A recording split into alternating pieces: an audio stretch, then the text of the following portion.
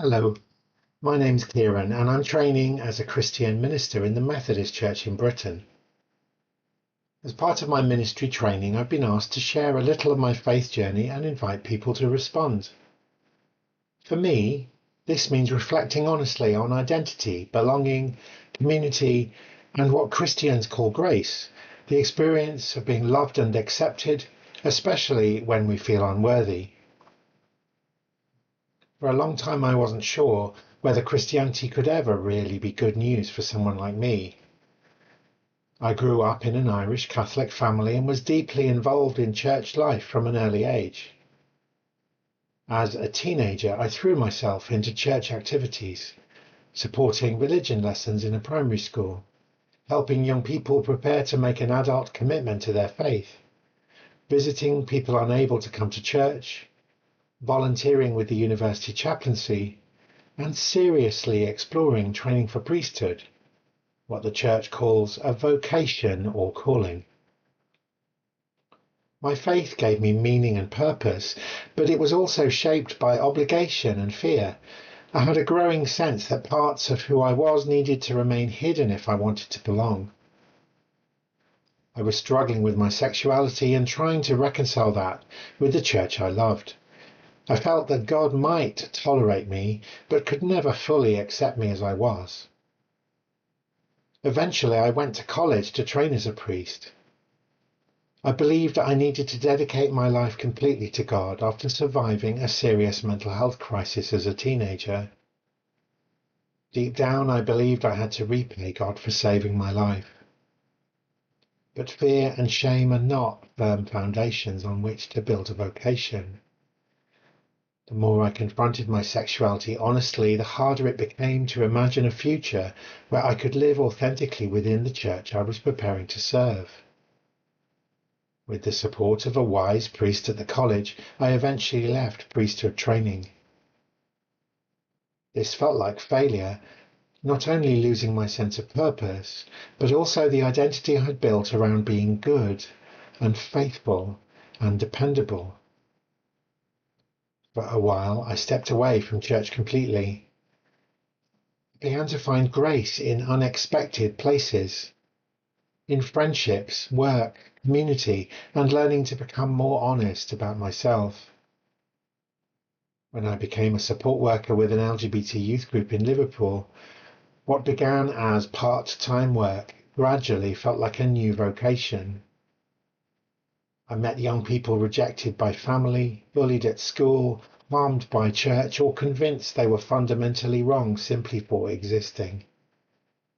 Some carried shame I recognized in myself. I also encountered their extraordinary resilience, courage, humor, tenderness, and hope.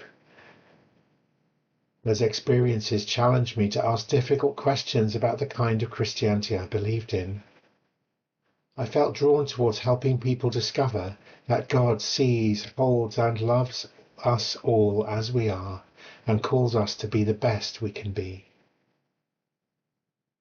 I became involved with LGBT Christian retreats and communities where, for the first time, I encountered people who sought to integrate spirituality and sexuality authentically.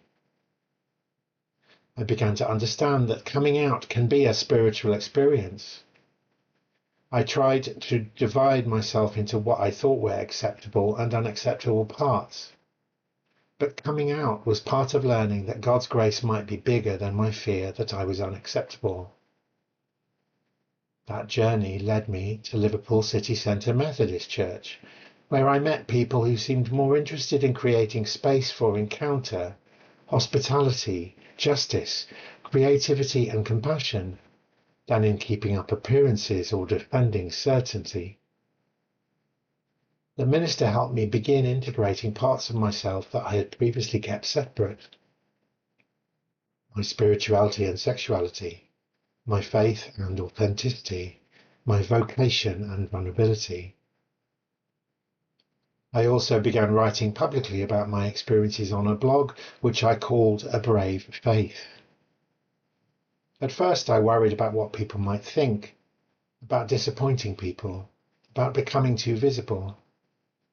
Then I realised that if people never hear stories of LGBT Christians who remain within faith communities, they may assume these stories do not or cannot exist.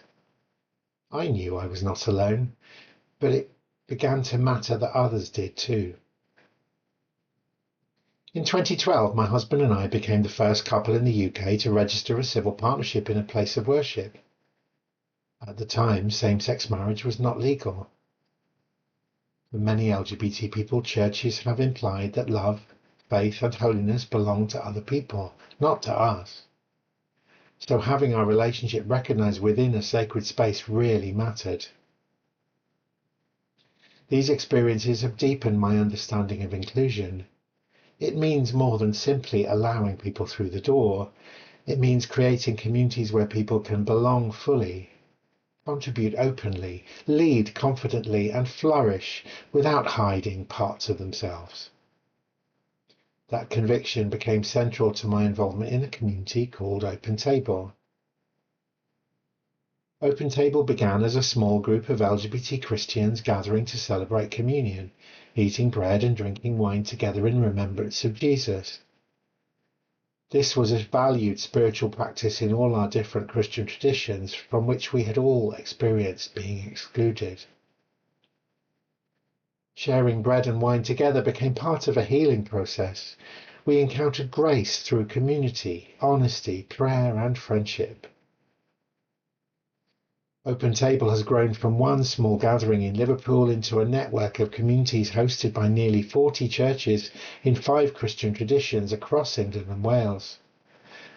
As I have supported people in so many churches on this journey, I have met people who believed church would never again be safe for them, until someone welcomed them honestly, listened without judgment, or simply allowed them to exist without needing to defend themselves. Those experiences challenged my understanding of what it means to share faith with other people, especially those for whom church has not been good news.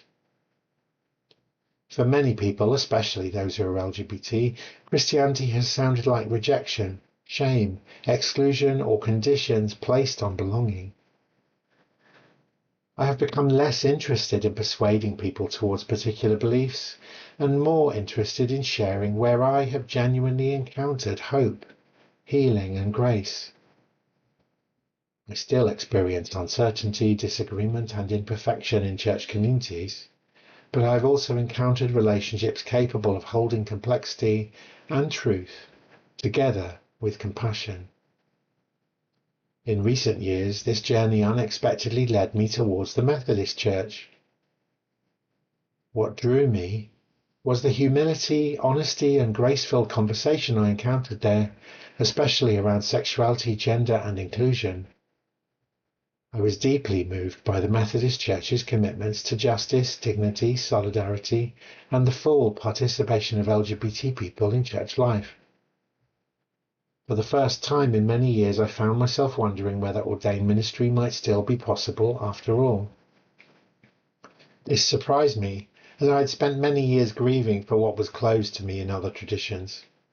I never expected vocation to return in this way, to feel called again, to commit to my faith more deeply. Slowly, through prayer, conversation, community, and a growing sense of peace, I found myself saying yes to exploring ordained ministry again. The church has not resolved all of its tensions or failures, and I still have questions, but I no longer believe that faith requires me to fragment myself just so I can belong. I think many people are searching for communities where they can be honest about who they are, be treated with dignity, and know they belong. My experience has been that people are transformed by being seen, heard, welcomed, and loved. I suspect most of us know what it feels like to long for that. I have come to believe that the heart of Christianity is that God is love, and that Jesus showed us what it means to love people with compassion, dignity, honesty, and grace. For me, that has become good news worth sharing, especially in a world where so many people still wonder whether they truly belong. Thank you.